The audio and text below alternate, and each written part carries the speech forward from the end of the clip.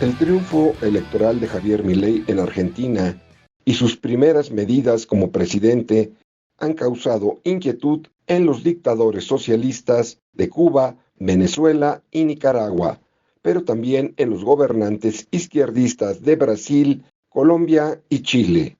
Asimismo, ha habido mucho malestar en los medios de comunicación del continente y de Europa, dominados por la izquierda. ¿Por qué? Eres un error en la historia de Argentina, Milei. Eres un error en la historia de América Latina, Milei. Un error fatal en la historia de Argentina.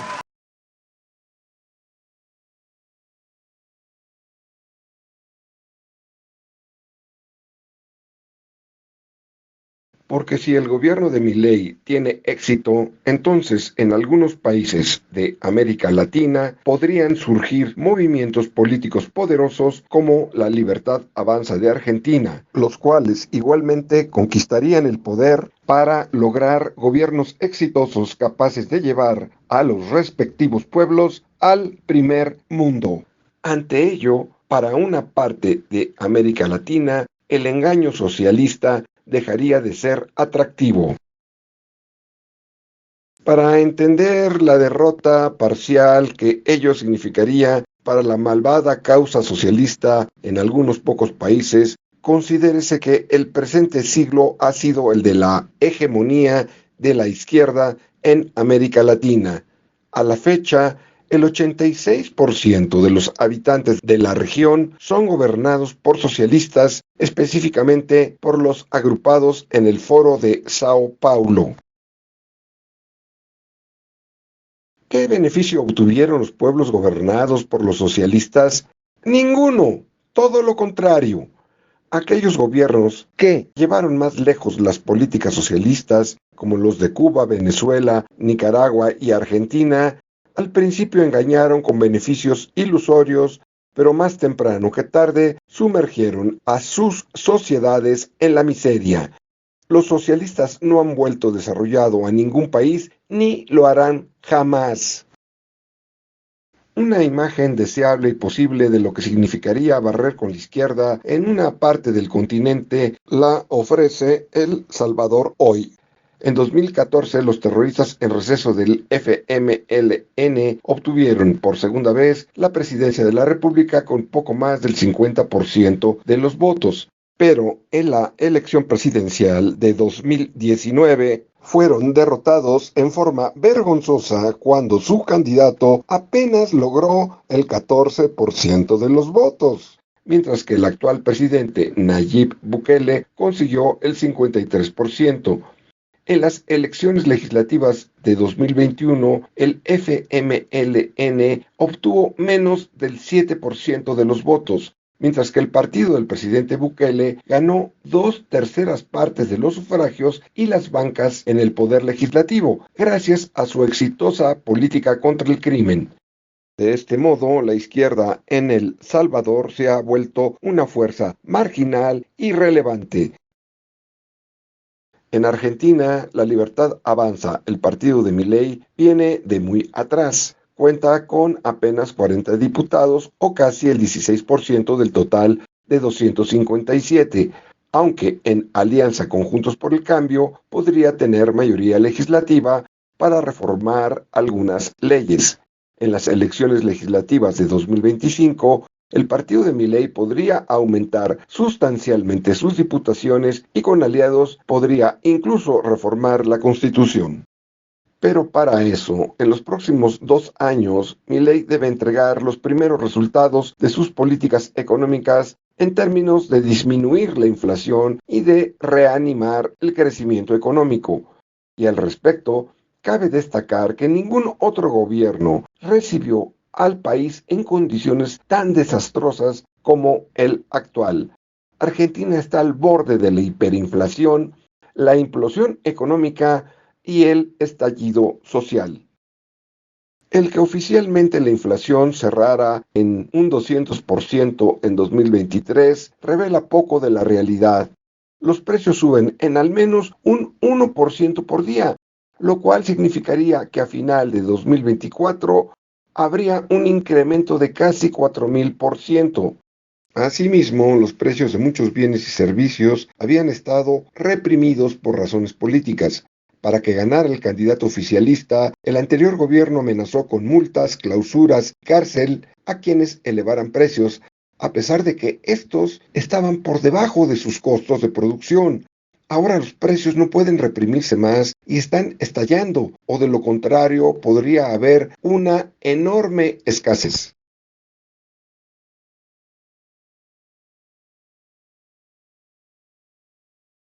La inflación acelerada es producto de un atroz manejo de las finanzas públicas, esto es cuando el Estado gasta mucho más de lo que ingresa. El gasto estatal en Argentina equivale a más del 40% del PIB y el déficit público al 15% del PIB.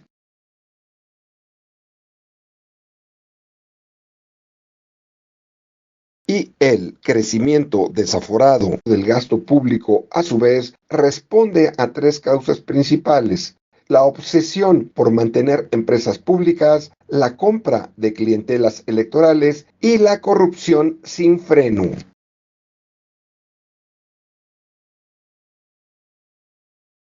El Estado argentino mantiene empresas que, lejos de tener ganancias, generan pérdidas.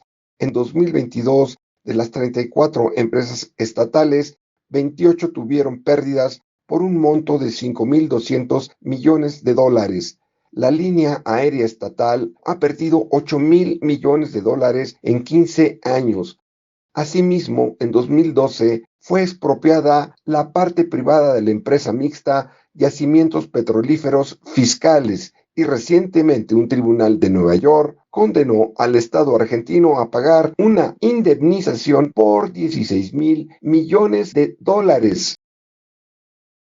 Para 2022, el 52% de los argentinos recibía ayudas directas del Estado para subsistir, pero apenas 5 años atrás el porcentaje era menor, del 41%. Esto es, los argentinos son cada vez más dependientes del Estado.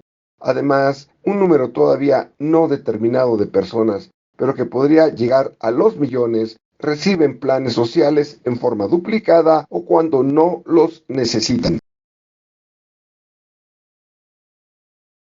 Esto no se traduce en mayor bienestar y prosperidad, sino en mayor pobreza. Más del 40% de los argentinos son pobres y 10% son indigentes. Además, el 54% de los niños entre 0 y 14 años está en pobreza.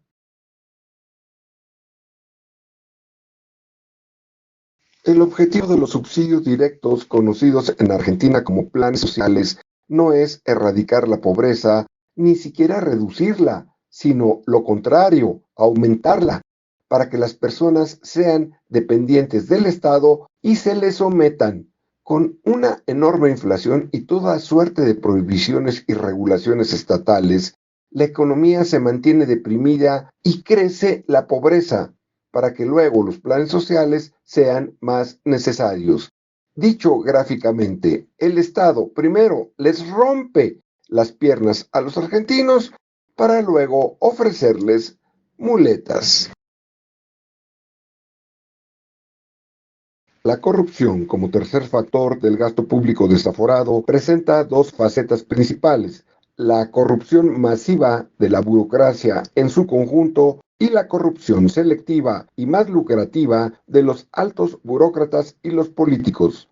2 de cada 3 empleados públicos son innecesarios y prescindibles, y contratar y sostener empleados innecesarios para favorecer a familiares, amigos o allegados políticos es corrupción. La quinta parte de la fuerza laboral del país son burócratas, un 54% más que en México y 3 veces más que en Japón. Y la burocracia nunca cesa de expandirse. Entre 2011 y 2022, el empleo privado solo creció 3%, mientras que el empleo público aumentó 11 veces, más de 34%. Por ejemplo, hay casi 6.000 empleados en la Cámara de Diputados, o sea, 16 burócratas por legislador. En cambio, en Suecia hay un empleado por legislador y no para su uso exclusivo. Además, se estima que aproximadamente el 15% de los burócratas, entre 650,000 y 700,000, de una nómina total de casi 4,5 millones, son ñoquis, lo que en México conocemos como aviadores, sujetos que reciben sueldos sin que, no digamos ya que no trabajan, sino que ni siquiera se presentan en las oficinas. Pero ese botín disperso en muchas manos es migajas comparado con el botín de la élite política, sobre todo respecto a la obra pública y a la adquisición de bienes y servicios.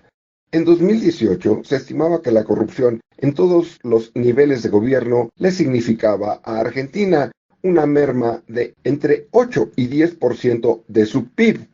En 2023, Cristina Kirchner, vicepresidenta todavía en funciones y expresidenta, fue condenada a 6 años de prisión y a devolver $1,000 millones que robó mediante licitaciones de obra pública.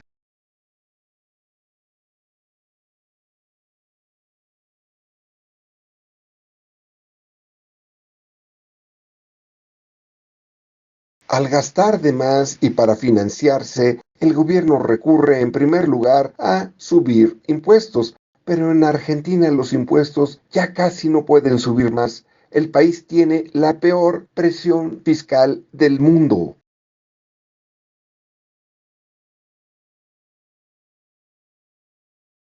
En segundo lugar, el gobierno opta por mayor endeudamiento que actualmente suma más de 400,000 millones de dólares, equivalente a 64% del PIB. Pero Argentina hace mucho que perdió su crédito por haberse probado como el mayor incumplidor serial del pago de débitos del mundo. Lo ha hecho 8 veces y 3 de ellas en el presente siglo. El problema con ello es que Argentina consigue préstamos a tasas de interés muy elevadas, tanto de prestamistas externos como internos, y de hecho tiene la tasa de interés más elevada del mundo, 133% anual. En tercer lugar, para financiar su gasto desbocado, el gobierno recurre a la inflación, a la emisión de moneda mucho más allá de las necesidades del mercado. El efecto de inundar la economía con papel sin valor es la carestía y disminución del poder de compra, además de provocar incertidumbres en el cálculo económico, en las decisiones de inversión y producción. La inflación no es otra cosa que un impuesto que obvia el trámite legislativo, una incautación de la riqueza de los particulares por parte del Estado que perjudica a todos, en especial a las personas de bajos ingresos. Parte del problema de la inflación es que los efectos de una emisión monetaria excesiva no son inmediatos, pues tardan hasta 24 meses en manifestarse plenamente. La inflación con que cerró 2023 no se corresponde con el volumen de la nueva emisión monetaria que hubo el año pasado, sino que se está manifestando con fuerza en 2024 y lo hará todavía en parte de 2025. La emisión monetaria del año pasado es la mayor que se haya visto, pues el objetivo era crear la ilusión de que el anterior gobierno estaba regalando dinerito para que así ganara el candidato presidencial oficialista. A la par de acelerada inflación, Argentina padece de estancamiento. Su PIB per cápita no crece desde 2011 y en algunos años se ha contraído. Padece entonces de estanflación, alta inflación y estancamiento, la peor combinación económica posible. Una nación que hace un siglo estaba tan cerca de ser desarrollada, se fue al caño del subdesarrollo. Esto es resultado de casi un siglo de políticas públicas estatistas. Entre finales del siglo XIX e inicios del siglo XX, Argentina estuvo entre las 10 naciones del mundo con el PIB per cápita más alto, incluso por encima de Alemania o Francia. Los argentinos mejoraban su bienestar año tras año, y esto era así debido a su constitución genuinamente liberal. El Estado era pequeño y dedicado a la protección de la propiedad privada, las libertades y el orden público, con muy escaso intervencionismo en la economía y con bajos impuestos. Pero los políticos fueron cambiando el rumbo de éxito económico y arrojaron al país en el despeñadero de la decadencia con fuerte intervencionismo del Estado, expropiaciones, creación de empresas estatales, privilegios para empresarios favoritos, proteccionismo, toda suerte de prohibiciones y regulaciones, y la creación del Banco Central, que permitió desatar la gran estafa de la inflación.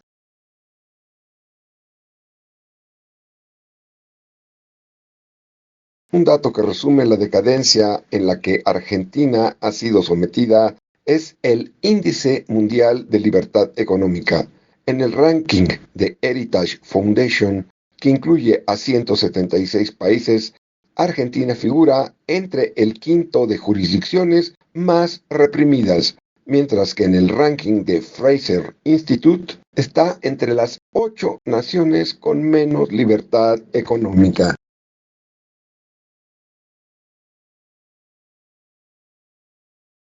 El presidente Milei no se propone solo abatir la inflación y hacer que la economía vuelva a crecer, sino mucho más que eso. No venimos a inventar nada, venimos a hacer las cosas que la historia ha demostrado que funcionan. Venimos a hacer lo mismo que hicimos durante el siglo XIX en nuestro país, lo mismo que hicieron países como Irlanda hace no tanto tiempo. Venimos a abrazar las ideas de la libertad, que son aquellas que garantizan la prosperidad de los argentinos. Si abrazamos esas ideas, no solo vamos a poder solucionar los problemas de hoy, sino que dentro de 35 años volveremos a ser una potencia mundial.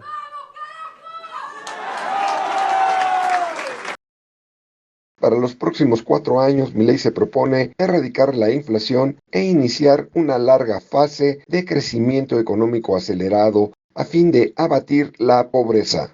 Para erradicar la inflación, los instrumentos indispensables son acabar con el déficit público, levantar el cepo cambiario, esto es, la prohibición al libre intercambio de monedas, la liquidación del Banco Central y la dolarización de la economía. El gobierno de Milei, para abatir el déficit público, ha puesto en marcha un severo plan de austeridad. Todo esto consiste en un ajuste macroeconómico o plan de choque, porque no existe ninguna forma alternativa para sanear las finanzas públicas. A la par del plan de choque, Milei emitió un decreto de necesidad y urgencia que implica la derogación de más de 300 leyes y otros ordenamientos jurídicos. El decreto se resume en un precepto: prohibido prohibir. Que toda persona sea libre de producir, vender, comprar y consumir sin interferencia del Estado. El decreto de necesidad y urgencia causó un shock en los políticos tradicionales, pero cuando no se recuperaban de este, vino otro golpe. Milei envió al Congreso una propuesta todavía más radical: la iniciativa de Ley de Bases y Puntos de Partida para la Libertad de los Argentinos, que busca de un plumazo barrer con todas las normas emitidas durante casi un siglo, toda la basura estatista y socialista que fue añadida y que fue pervirtiendo el espíritu de la Constitución liberal de 1853. ¿Milei puede fracasar? Sí, pero no a causa de sus políticas ni en forma definitiva, sino a causa de la feroz resistencia de la casta política que no quiere perder privilegios y poder. Delincuentes políticos ligados al anterior gobierno han dicho abiertamente que recurrirán a los medios violentos para derribar al presidente antes de que cumpla 6 meses de su mandato, mediante motines como los sufridos por Chile en 2019.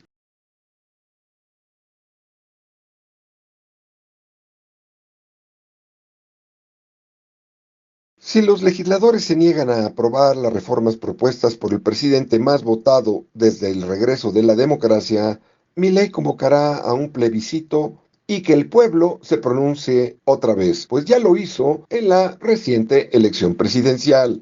Presidente, vos, en el caso de que sea rechazado en el tiempo, ¿no? ¿Llamarías una consulta popular, un plebiscito? Obviamente. Que me expliquen por qué, por qué el Congreso se pone en contra de algo que le hace bien a la gente. Que me lo expliquen. Que me lo expliquen. Porque la gente entendió bien, ¿eh? El megadecreto tiene más de 75% de aprobación. Entonces, que me expliquen por qué quieren algo en contra de la gente. Quiero ser muy claro con algo. El modelo de la decadencia ha llegado a su fin. No hay vuelta atrás.